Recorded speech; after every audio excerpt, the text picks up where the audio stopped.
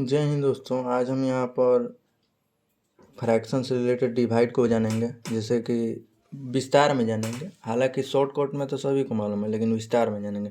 इसको प्रश्न दिया गया है 6/2/3, तो इसको 6 के बाटा में टोटल क्या लिखेंगे, 2/3 लिखेंगे। यानी 6 को 2/3 से भाग देना है। तो इस स्थिति में आपका उत्तर जो है 9 होगा।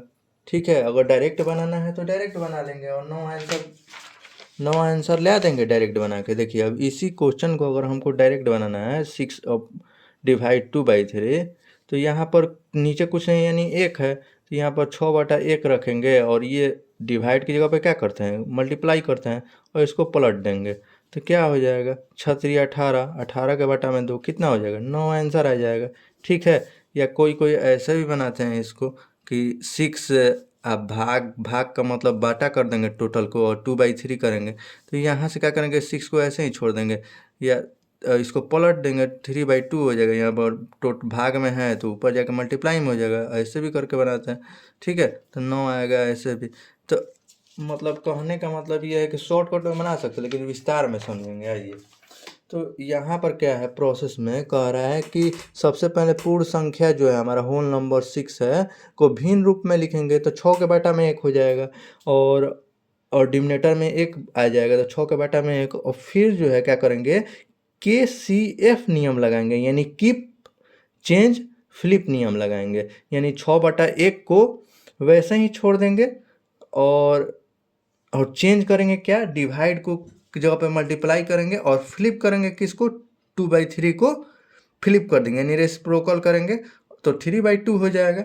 ठीक है, अंश और हर को ऊपर वाली संख्याएं नंबरेटर को आपस में, और मतलब ये कहने का मतलब ऊपर वाली संख्याओं को नंबरेटर को आपस में और नीचे वाले डिनोमिनेटर की संख्या को आपस में गुणा कर देंगे, तो 18/2 हो जाएगा। तो 18/2 = 9 हो जाएगा। ठीक है, अब देखिए, यदि प्रश्न, अब मान लीजिए कि दूसरा प्रश्न यदि आ गया इस प्रकार के 6/2/3 है, यानी 6/2/3 है और लगातार भाग देना है, तो इस कंडीशन में बोडमास का नियम लगाएंगे। बोडमास का नियम लगा के सॉल्व कर देंगे। जब समान प्राथमिकता वाले चिन्ह सिंबल होते हैं तो हम बाएं से दाएं की तरफ सॉल्व करेंगे, यानी बाएं यानी 6 से लेकर 3 की तरफ बढ़ेंगे। ठीक है, तो 6/2 कितना हो जाएगा, तो 6/2 को हमको 6 के बाटा में 2 कह सकते हैं, और यहाँ पर डिवाइड 3 है तो इसका बाटा में 1 कर देंगे। जैसा कि हम लोग ऊपर पढ़े हैं कि पहले भिन्न को जो है क्या करेंगे, पहले जो है पूर्ण संख्या को जो है हम लोग क्या करेंगे, भिन्न के रूप में लिखेंगे। तो 6 के बाटा में 1 किया, तो यहाँ पे भी 3 के बाटा में 1 कर देंगे। अब 6 के बाटा में 2 को ऐसे ही कीप करेंगे, यानी केसीएफ नियम लगाएंगे, कीप चेंज फ्लिप का।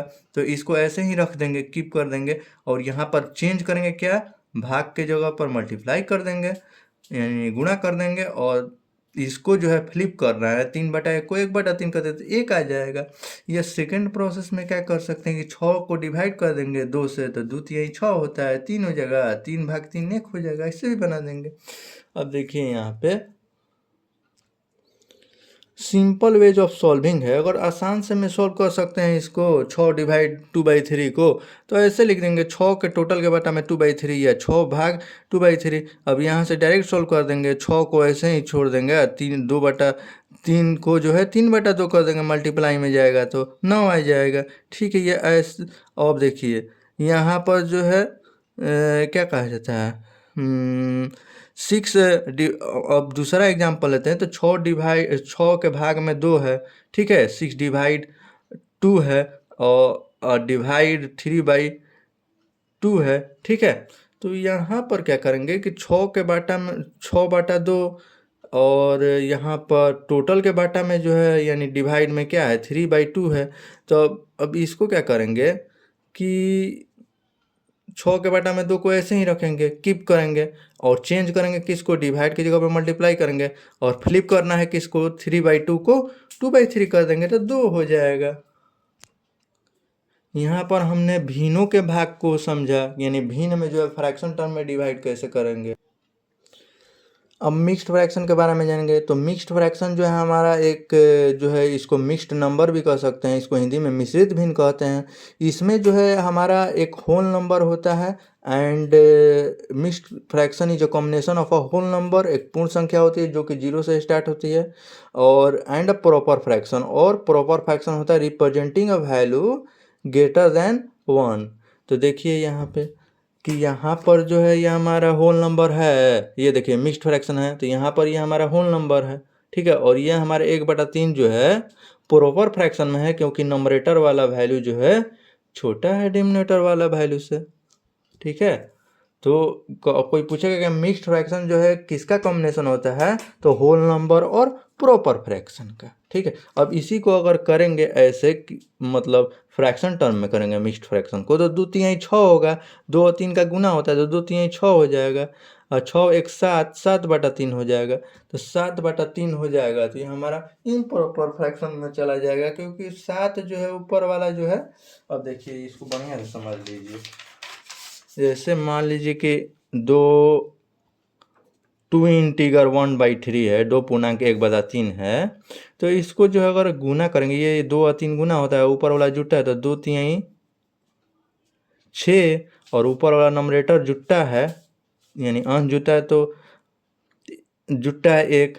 तो अब जो बाटा में है जो लिखा हुआ है वो बटे में रहता है, तो 2×3=6, 6 एक 7 हो जाएगा, 2×3=6 या 3×2=6, 6 एक 7, 7/3 आया, तो ये 7/3 आया, तो नंबरेटर का वैल्यू और डिनोमिनेटर का वैल्यू, तो numerator is smaller than denominator है, तो numerator is smaller than denominator, तो कहीं ना कहीं ये इम्प्रॉपर फ्रैक्शन है, इम्प्रॉपर फ्रैक्शन है।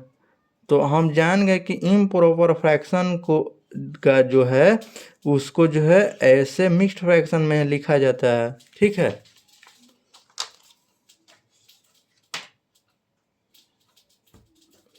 और देखिए आगे जो है इसको कितना तरीका से पढ़ सकते हैं, तो दो पढ़ने का तरीका है 2^1/3 या 2 पूर्णांक 1/3, 2×1/3, 2 पूर्णांक 1/3, 2 and 1/3 भी पढ़ देंगे, 2 सही 1/3 हिंदी में पढ़ेंगे, 2 and 1/3 भी पढ़ देंगे, ठीक है, या 2 ये ऐसे पढ़ते हैं, ठीक है। अब देखिए अब कॉन्सेप्ट है कि 2 पूर्णांक 1/3 है, तो इसको जो है यहाँ पर 2 पूर्णांक 1/3, तो पूर्णांक के जगह पर यहाँ पर 2 के बाद कुछ नहीं यानी प्लस का चिन्ह है, तो 2+1/3 भी इसको लिखा जा सकता है, 2 पूर्णांक 1/3 को, 2×1/3 को, तो यहाँ पर 2+1/3 लिखा जाएगा, ठीक है। पॉइंट POV है, यानी पॉइंट ऑफ व्यू क्या कहना चाह रहा है कि अगर आप इसके पॉइंट को डेसिमल पॉइंट में बदलेंगे तो ये 2.33 हो जाएगा, क्योंकि 1/3 का वैल्यू 0.33 होता है, और यहाँ पर 2 है तो